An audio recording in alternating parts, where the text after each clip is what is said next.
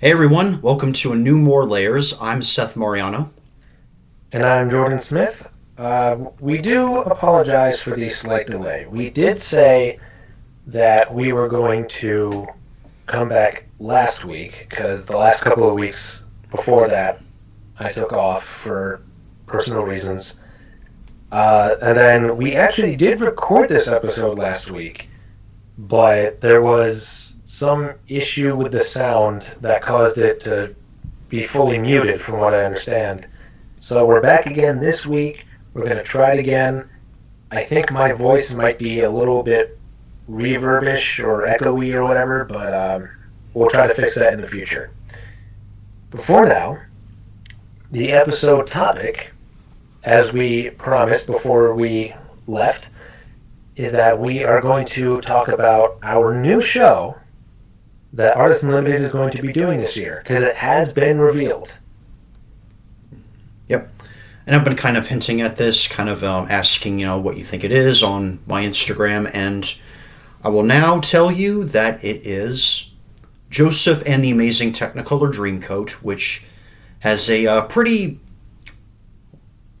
big place in Artists Unlimited history. I believe it was the first show that they did back in the early 2000s, and it was also the first one that Jordan did in his debut year in 2012. Yeah, I think they started in 2002 because when they did it again, it was the 10th anniversary. So around 2002, 2003 is when they first started doing that. But like Seth said, this is the first one that I ever did with them. I believe doing it this year, this will also be the first show they've ever done for a third time.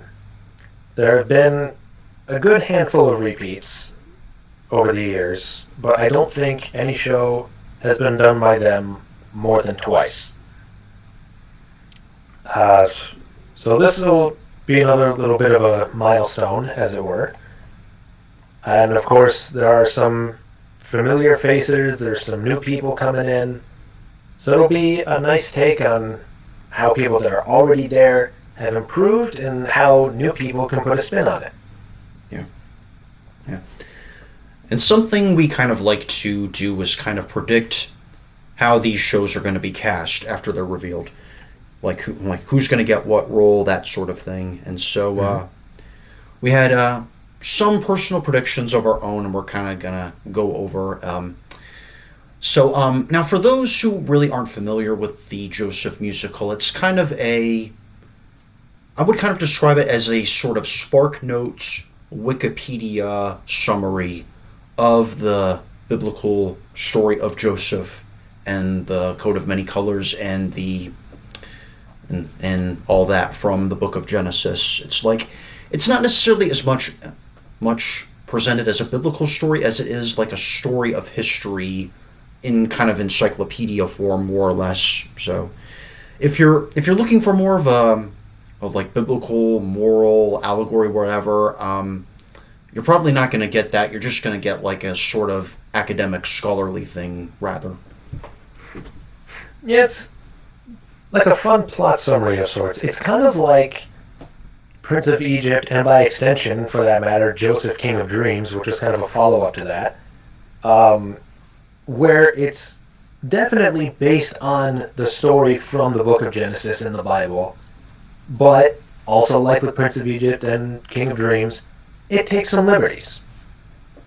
And this is definitely made apparent in the musical, because this entire show, by the way, I believe is entirely done in song. There isn't really any spoken moments per se, which is another unique thing about shows we've done with artists, is that I think it's the only show we've done where everything's done in song. Anyway, hang on, I blinked for a second. Basically, it takes some liberties. There are many different genres in this musical that definitely would not have existed back then. Like, the song that the Pharaoh has is very much like Elvis style. Like, it has that sort of funky feeling to it. There's a Western type of country song in there. Somebody sings in a French accent for one reason or another. It's like a mixer musical that definitely keeps the important story elements in there, but it's not one-to-one exactly. Yeah. It's kind of in the sense that it's not exactly designed as sort of an accurate storytelling as much. It's kind of like the film The Greatest Showman, if you know that film, which I recently saw for the first time, and I liked it. It's kind of like, yeah, there's a kind of story that kind of sets up the background in a bit, but it's designed as more like a musical than a story narrative or anything like that. And it, like with Greatest Showman and Prince of Egypt, I think this story can be a great and fun way to introduce the overall plot to those who have never heard it before. It's like, I've known several non-Christians or non-Bible readers that really don't know these stories very well, but they love ones like Prince of Egypt, despite that. So it could be a really good way to introduce them to the story and possibly interest them in checking it out for themselves. Yeah. Yeah. And so, as we mentioned, we have, our rough casting predictions, some probably less informed than others, and one of them, and I based all of mine pretty much on, because I was pretty blind after the announcement, I really had, like, almost no familiarity with the whole Joseph musical, so I watched, like, the little film on Amazon Prime starring Donny Osmond, and so first I'm going to talk about my predictions for the narrator, who's usually cast as sort of a female operatic-ish singing, fourth wall breaking narrator throughout the whole story. And I thought of two AU veterans initially as examples of that sort of operatic style and high range, specifically Sammy Fike and Shannon Enlow. Yeah, I will say, in terms of my list real quick, I didn't really construct a full list exactly, and the reason for that is because I feel like this is a show where there are a lot of possibilities for so many of these characters that it was really difficult to narrow it down to just a handful. But in terms of the narrator, I can say that Sammy was one of the two that did it the last time, which is another thing. When we did this production last, I don't know if it's normal for there to be just one narrator, but we had two, which I think is very good, because then it gives another person a chance to help push the story along. But Sammy was actually one of them, and she, of course, as always, did phenomenal. The other person, I think her name was Katie, or something like that. She was the older sister to two other veterans that are no longer with the group. But yeah, Sammy was there before, so maybe having someone in the role that's done it before could really help, and they could help kind of guide another person who's doing it with her. I know that, generally speaking, they do like to not necessarily prevent people from playing the same role again, but they usually try to switch it up if they can. But Sammy could be a good one. Shannon Enlow would be a phenomenal choice as well, because like you said, it usually is played by a female operatic style voice, which Shannon just seems to be naturally good at. I don't know if she ever got training or not, but she can hit really high notes with seemingly very little effort. and she puts a lot of energy into it as well. So I feel like if she were to help tell the story in song form, it would really come across the way as intended. Excuse me. Then I know another person we were talking about. Yep. She was in the production last year. In fact, she was Belle alongside my Beast. This was Bailey Katana. Katana? Is that how you say it? Something like that. Okay. Like with Sammy and Shannon, she can hit those high notes, and now that she's played a big role such as Belle, it definitely tells me that she can handle a big, important, story-driven role like that. So any one of those three, I think, would be a solid choice. And if they were to do two of them, then that would be even more exciting. Maybe because Sammy's done it before, they could do Shannon and Bailey. Otherwise, they might be able to find some other combination. Yeah. And then another important role would be Jacob, which is the dad of Joseph and the 11 other brothers or whatever. And admittedly, from what I saw in like the film version with Donny Osmond, there wasn't that much for that character to do. But he seemed like a bit quiet, a bit easy, and I figured, how about Tyler Nersinger?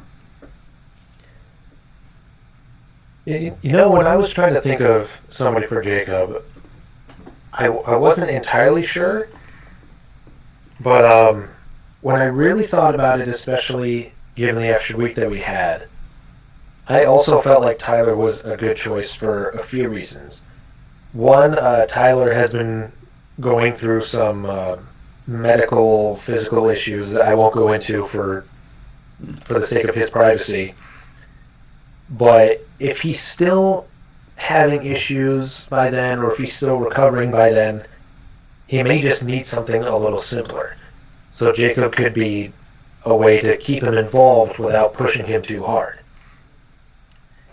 I also thought that when it came to some of his previous roles, like when he was Grandpa Joe in Wonka, or when he's been Maurice at least a couple times, the last couple runs of Beauty and the Beast that we did, it came to my attention that Tyler is actually pretty good at playing a parental figure. And of course, Jacob is the father of, 12 brothers. And like you said, he's not in it very much. So this could be a good role for him to get back into the swing of things without pushing him, along with being a type of role that he's very familiar with. Yeah, be kind of nice to kind of, give him like a slow, gentle start back. And, he has had definitely, even just the past couple years with Mr. Banks and Mary Poppins and the aforementioned Maurice and Beauty, definitely has that paternal role experience that could really come in handy. Yeah, and he's not like a parental figure like some of the other ones in Wonka, for example, that is like a bad parent. He actually helps his stage child, for the lack of a better phrase, and guides them, motivates them. So this could be another case of that. Yeah. And then, of course, we cannot forget Joseph, who's kind of the glue that holds the whole thing together, so to speak. And there were... this is a pretty... one of the least eccentric and more straight-up serious parts, you could argue. And I thought of a couple who probably have maybe the look, they might have the voice, might have the vibe. And I thought of one, our more recently added volunteer, Isaiah Salisbury, who was our Gaston last year in Beauty. And I thought maybe Jordan Smith is truly as well. It's definitely an honor that, like you, Seth, and some others have been saying that I could potentially play the role. And if I am cast as Joseph, I am very much going to put the best of my ability into it. And it would be kind of a full circle type of thing in a way, because, as we mentioned, that was the first show I ever did. So how it could be shown how have I improved from 12 years ago to now doing the exact same show. That being said, if I'm not cast as Joseph, that's fine. I'm happy with whatever role I got, and I'll put my all into it no matter who or what it is. Yeah, even if I end up playing Ruben again. Yeah. In terms of Isaiah, he definitely has the persona that could work really well with that. Granted, now that he's played Gaston, I typically see him with a deeper voice, but it was a little bit exaggerated when playing that particular character. And Joseph in this story, if I recall correctly, he's the second youngest, older only than Benjamin.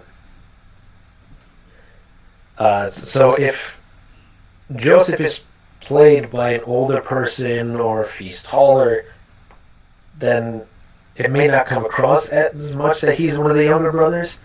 I don't know if that's necessarily needed for the sake of the story, but I think it's briefly touched upon when all the brothers are introduced. Anyway, I would definitely be honored. I think Isaiah would be a good fit. I definitely tried to think of other people, and I've also thought some of the younger guys in our group, they could potentially do it if their voices have deepened or dropped. If they haven't, then it may be a little trickier to do, but I think if Mark Matrano, who was the last person to do it, could do it with a higher voice, then one of them could do it as well. There's definitely a few possibilities for sure, but like you were saying, I think Isaiah could also be a good fit. Yeah. And then we've got Potiphar, who kind of employs Joseph for a while. Joseph works under him for a while, and before things kind of get out of control for a bit. And this is a character that doesn't get a lot of stage time. He's like about as gone as quickly as he's there. So this was one of the more difficult ones, but I thought just based on like his appearance and sort of like presence or vibe in the film, I thought of, for one, perhaps he was a veteran of AU and then kind of wanted to move on to more darker, more mature shows, so he kind of stopped. But on the maybe off chance that he wanted to come back for this, perhaps Dalton Leto? Yeah, I will say Dalton has expressed interest in coming back to a show, depending on what the show is. I don't know if he's really specified if he'd come back for this one or not, but maybe the next time I see him I can ask if he's interested. He could definitely do it, especially if he hasn't been with the group for a while. Because like when he came back for Chef Louis, from Little Mermaid specifically, it wasn't a big role, but he was perfectly fine with it. So following in those same footsteps, he could end up being Potiphar. But another person that I thought of, and I think you thought of him too, that I think would be very solid, even though he's played it before, is Andy Herschelman. Yeah, that was my other one. And the reason I thought of him, actually there was a couple. One, because Potiphar, while eventually becomes a lot more friendly with Joseph, he definitely demands a powerful presence early on, especially when he heard about what Joseph supposedly did with Potiphar's wife, which is another character we'll get into. He definitely becomes more demanding, becomes more intimidating. And Andy has a type of voice that can do that. But the other reason I thought of is because Andy, due to the fact that he's blind, he usually requires someone there to be with him so that he knows where to be on the stage, where to face, and then when it's time to walk off stage, somebody can help him do that. And for the most part, wherever Potiphar is, so is his wife. So whenever she's out there with him, she could be the one moving him around wherever he needs to go. So this could be a solid role for him to do again, especially given that he'll pretty much always have help there to move him around as needed. Yeah. Of course, there's the aforementioned Mrs. Potiphar, who kind of messes things up, harasses Joseph, and then kind of gets him framed for something he didn't do, if you know the story. And there was one we did mention, kind of already did it, but would be really good. Kind of has that sort of funny, evil vibe on stage sometimes, and she's kind of real good like that. Stephanie Canis. Yeah. This was another role where it was played by that same person last time, but it could still work for her because I don't know if she has a name or if she's just referred to as Potiphar's wife, at least in this version of the story. But as we've talked about, she kind of frames Joseph or accuses him of things that is believed by Potiphar. So it's definitely apparent that she can be a little crazy, for lack of a better word. And Stephanie is like Jim Carrey in a way, in the fact that she can make these facial expressions that just give off that kind of vibe. And I mean that in the absolute best way. She's good at playing that type of character that has a lot of energy, or has a lot of, well, maybe not a lot, but some craziness added to it. So if she ends up playing the role again and she's alongside Andy, that's something they're both familiar with, and she could help him whenever she is on stage with him, and she really could nail the role again, I think. But there was another person we both thought of that we'll now get into. Yeah, and specifically that would be someone with a few years of experience of playing rather dark, evil characters in AU, and does so fairly well, Jenna Diskin. That is true, and like I was just saying about Stephanie, we mean this in the absolute best way. Jenna is just really good at playing characters that are sassy, a little bit enticing, definitely some evil ones in there, like she's played Ursula, for example. So this would be right up her alley, I think. I don't know if she ends up doing a lot of speaking or singing, but in terms of the type of character that this lady is, I think Jenna would be right at home playing this character. So if she ends up playing Potiphar's wife, I wouldn't be too surprised. And then there are two specific characters who play kind of a key role, even if it is a fleeting moment.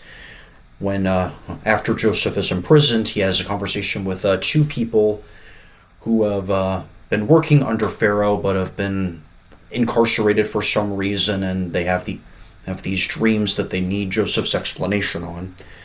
One of them being the Pharaoh's baker. And we thought of at least two guys for this. We thought of, at least from my memory of the film, the character has a bit of more of a kind of a, and I mean this in the most positive way I can, bumbling, shorter, stout sort of image. And I thought of Jason King and Kenny Moriarty. We thought of.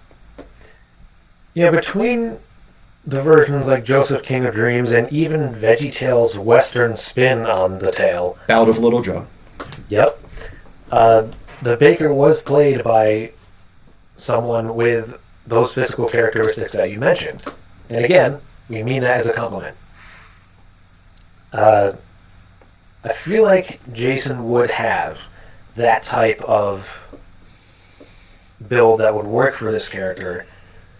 I definitely like to see Jason get big roles when possible, and the Baker's only in like one scene, maybe two at most, and that's about it. So maybe if he is the Baker, he could also get something else.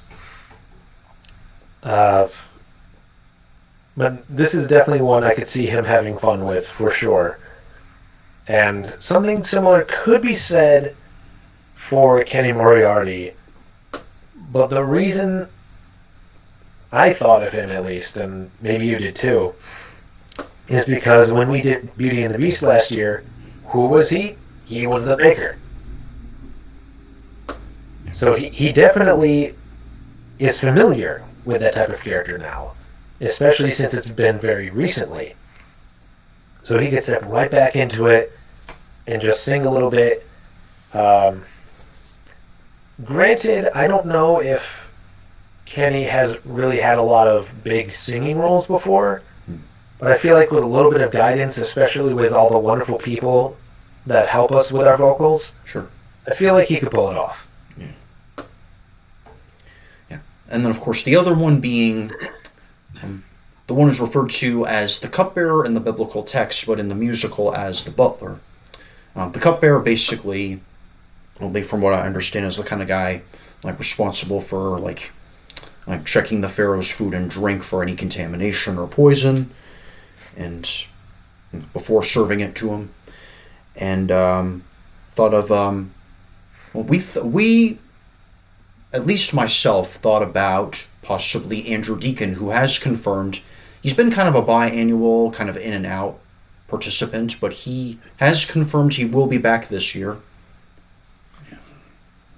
Yeah, I feel like the butler / cupbearer, there was another term used for him in some adaptation of the story, but I forget exactly what it is. I know in Ballad of Little Joe, he was, instead of a butler or whatever, he was a blacksmith or something like that. But that's kind of beside the point. But yeah, Andrew, like you said, he's kind of been in and out, and that's usually due to scheduling conflicts, because sometimes he has college, he has work, and one or two other things on top of that. He runs a YouTube channel, he runs a podcast now. But as far as I know, he's done with college, at least for the time being, and he has a bit of a flexible work schedule, I believe. In any case, in terms of him playing this character, I think that could also work, especially if he ends up working with Jason. I feel like if Jason's the baker and Andrew is the butler, they could work off of each other really well. And there's just something about the way he's built and some of the characters that he's dressed up as before that make me think he could just step right into this role without any issue. And I know I'm making it sound like it's based solely off of physical appearance, but that is not the case. I know Andrew can act really well, he can sing pretty well. I know that's not his favorite thing to do, I don't think, or rather it's not something he's steering his interest towards exactly. He's more for behind the camera stuff, like making movies and whatnot. But something about the way he presents himself, I feel like is a natural fit for him here. And if he does end up working with Jason, they would be a fantastic duo. Yeah, Andrew pretty much is kind of the very much a film buff. He was kind of a film student in college, and so I feel like he's one of those people who probably knows a little bit or two more than the most of us about good quality performing. Honestly, I feel like he seems to take to well, whatever he does, bigger or small in these productions, like a duck to water, if you know what I mean. And yeah, I think he'll do just fine with whatever he gets. Oh yeah, that's something wonderful about pretty much everyone in our group, even though there's dozens and dozens of them, is that no matter their experience with us or in acting in general, no matter what roles they get, they're just thrilled with it and they put 100% of their effort into it. And that allows the cast as a whole to put on a show that is very difficult to pull off pretty much anywhere else. And the same can be said for Andrew specifically. Even if he's not as fond of one story as he is another, he still puts his all into it. And because he analyzes a story as a movie buff more than most, then he can definitely look deeper into this character than most of us could and bring out a side of him that we wouldn't expect. Yeah, and then we had, of course, the Pharaoh, which, as was mentioned earlier, is kind of presented as sort of a Blue Suede Shoes, Heartbreak Hotel era Elvis parody, more or less. And what we thought of combined, we thought of 3 different people for this role. Well, it's a bit of an energetic, pretty goofy, honestly, part, but 3 could probably handle it just fine enough. I thought of Anthony Vigneri, who's played roles like LeFou, Robertson I, and others. Elijah Hudson, our Lumiere last year. And then you suggested me, which I wasn't initially sure about, but the little more I thought about it, perhaps, maybe. Yeah, it's entirely possible. We'll go through each one individually. Starting with Anthony. As you said, Pharaoh is a little bit goofy, even though he's like the king of the land, essentially. It really boils down, for the most part, to that big song he has where he does a lot of Elvis type of stuff. Anthony is really good at playing high energy, goofy, or just overall fun characters. And the Pharaoh, especially with that song, is chock full of that stuff. The last person who played it was Dejan, who I believe is coming back this year, now that he's a little bit more settled at where he's staying. So if it isn't him, then it could definitely be Anthony. I feel like he shares a lot of the same qualities as the Pharaoh, and again, mean that in the best way. And I think it would just be really fun to see him get into an Elvis-style voice. And then, with Elijah, I feel like he has the energy of an Elvis type of character. Like, he can move around kind of the fun way that Elvis did. I feel like he has a voice that would naturally fit into an Elvis style. And if he needs to move around, I don't remember if he really needs too much.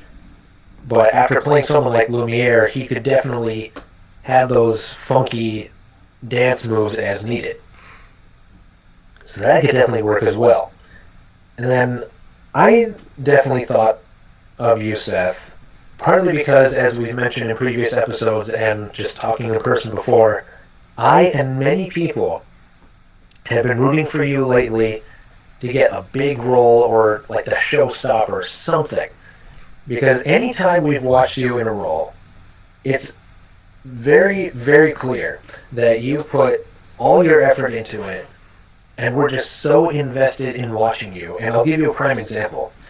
When we did Willy Wonka, and you were Phineas Trout, a couple of the songs that you had near the beginning, specifically with Augustus and Mike TV, it's like you made it clear how annoyed you were with these characters, at least in the context of the story.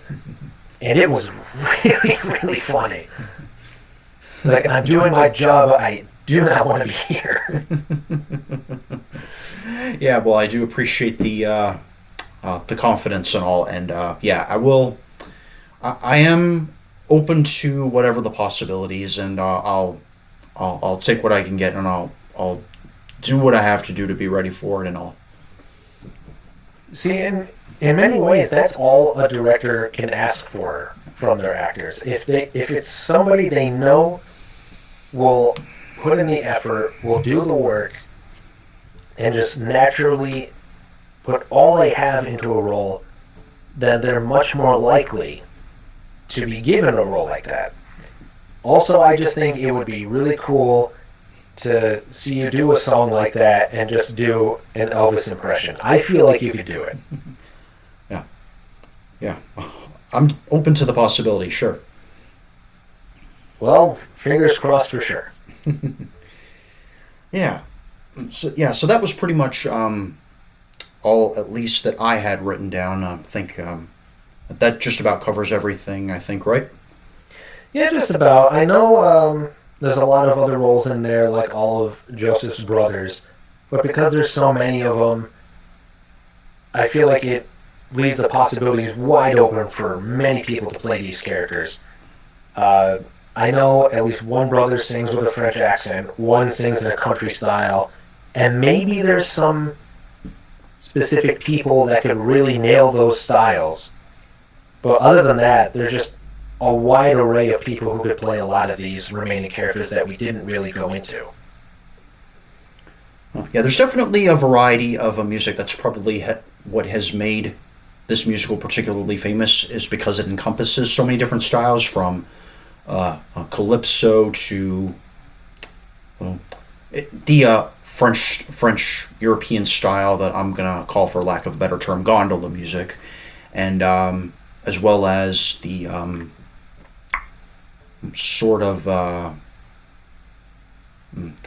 country style, and straight up Broadway, and 60s go-go, I guess there is a bit of that as well. Yeah, there's yeah, so it's a bit of a wild ride, but I think it keeps it interesting for a lot of people. I think this is something the people a lot are going to be at least a bit curious about, and I'm looking forward to kind of seeing how it plays out from the perspective of the stage, at least. Yeah, and I'm sure just like with any other show we've done, we're going to nail it. We're going to knock it out of the park.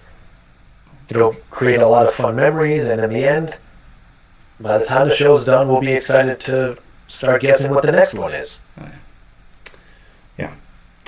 Yeah. It'll just be good to be back at it in action again. Yeah, it's definitely one of my highlights of the year every year. And when it really starts to get going, I look forward to it with utmost excitement.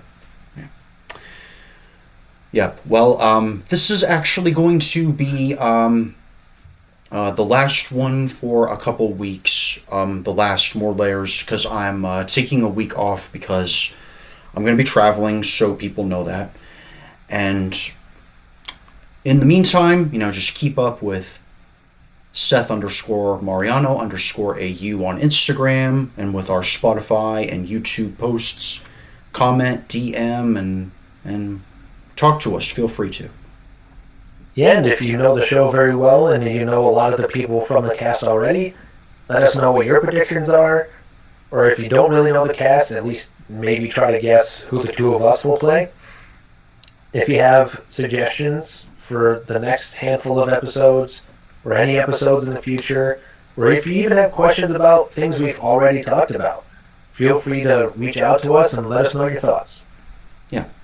So until next time, everybody take care. So long.